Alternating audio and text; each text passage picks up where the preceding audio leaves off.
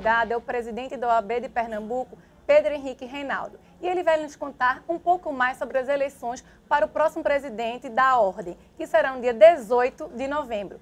Pedro, como se dá esse processo de escolha do seu candidato? 3 em 3 anos nós temos a renovação dos mandatos, quer dizer, a sucessão no âmbito da OAB. A nossa chapa, quer dizer, a futura chapa da minha sucessão, vai ser composta por pessoas do nosso grupo, certamente, que tem um núcleo mais duro, outros conselheiros que se destacaram e um certo grau de renovação.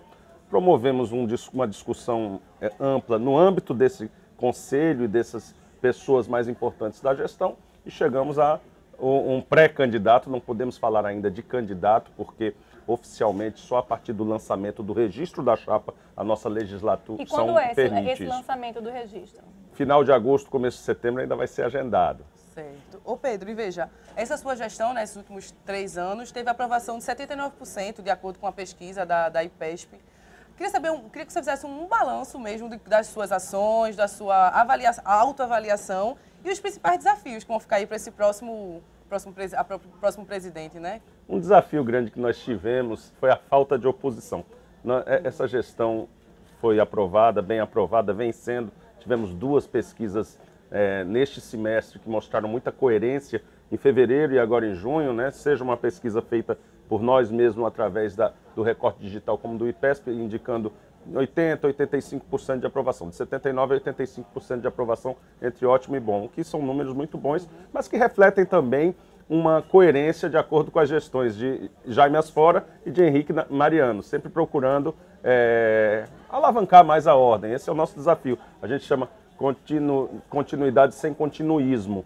Nosso desafio nesta minha gestão foi não termos oposição. A oposição só nasceu em janeiro, quer dizer, já no ano da eleição, provavelmente uma chapa que está se desenhando, pessoas que estavam conosco até novembro, dezembro, apoiando. A falta de oposição é um desafio. É muito bom que haja oposição para a gente poder fazer ainda melhor, né, os nossos trabalhos. Vocês trabalhos. estão aí no 9 anos, tiveram muitas reuniões e chegaram a um consenso de Rony Prestes que vocês vão apoiar, Rony Prestes Duarte. A oposição está vindo com Jefferson Calaça. Provavelmente. Existe outro nome que pode entrar aí na briga com vocês? Talvez o Emerson Leônidas. Emerson foi aquele candidato que se opôs a gente na passada, que eu enfrentei nas urnas na minha eleição. Talvez ele ainda não definiu, mas possivelmente ele pode ser um novo candidato. Então isso faz uma frente de uma chapa de situação e 2 de oposição.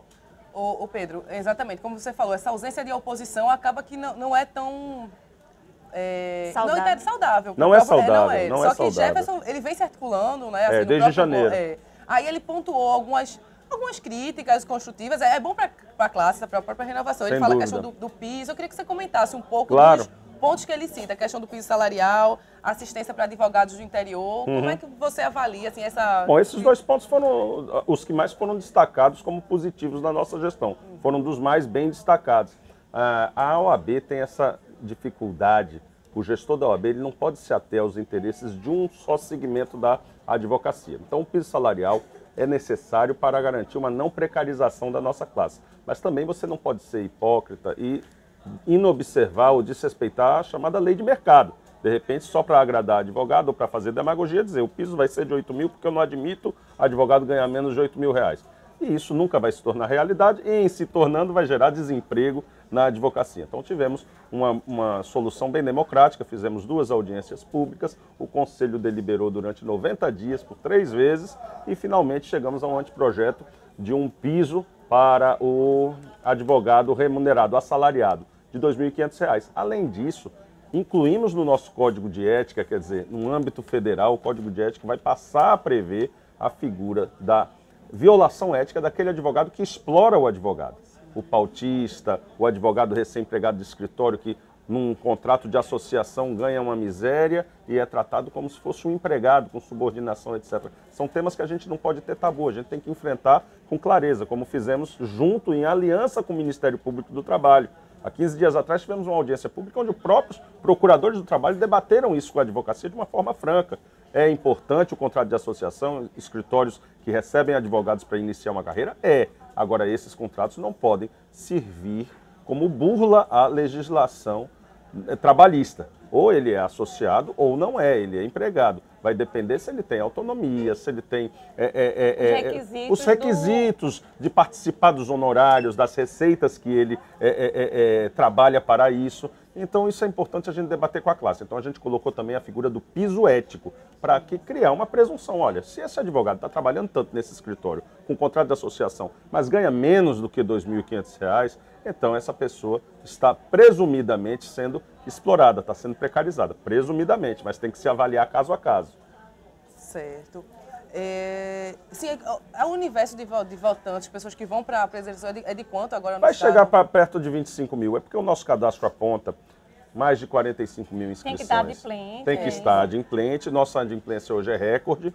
Conseguimos baixar o nível de inadimplência de 9 anos atrás, que era de 45%, para 20% hoje em dia. Quer dizer, iniciamos pela primeira vez na OAB. Vocês sabem que o nosso grupo tomou a OAB há 9 anos atrás com Jaime Asfora. E um dos discursos, olha, a gente precisa reduzir a anuidade para ter valores compatíveis com a realidade desse mercado, uma gestão muito austera, mas temos também que cobrar o inadimplente na justiça, coisa que nunca era feita.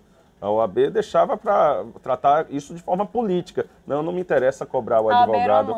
Era uma mãe, uma madrasta, porque nas vésperas das eleições pagava as anuidades das pessoas para comprar voto. Era uma vergonha para a nossa classe isso. Né? Existe uma urna, né, inclusive para as pessoas que querem pagar no dia para votar. Eu sou advogada, para quem não sabe, eu voto. E isso eu tenho orgulho, Mirella, porque fui eu que coloquei isso na legislação nacional. Hoje, o advogado tem que estar em dia 30 dias antes da votação, justamente para evitar aqueles favores das pessoas que pagam as anuidades, os candidatos pouco éticos ou não éticos ou aéticos que compram anuidades, pagam anuidades para comprar o voto.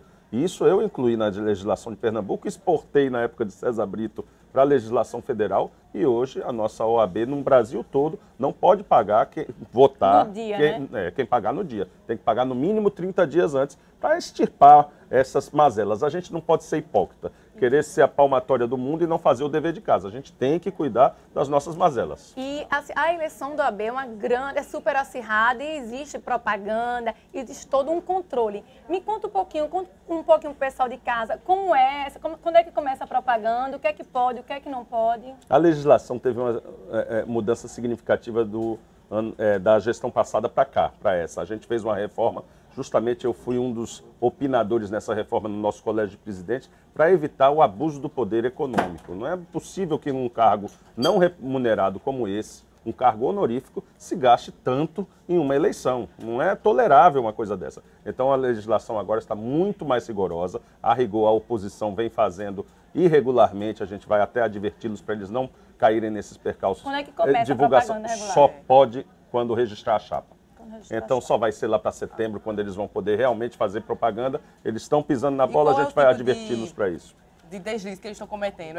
Folders, distribuição de cartazes, etc. Propaganda extemporânea. Inclusive carro de som, propaganda extemporânea. Isso é errado, eu vou ligar para o Jefferson, adverti-lo que isso está expondo ele a risco e ninguém quer isso. A gente quer realmente que haja uma disputa democrática no dia 18 de novembro. Então, para terminar, Pedro, vamos falar o serviço. Dia 18 de novembro, que horas até que horas, quem é que pode? Dia inteiro, de 8 às 17 horas, lá no Chevrolet Hall. Conseguimos com antecedência para a forma econômica disponibilizar as urnas do TSE.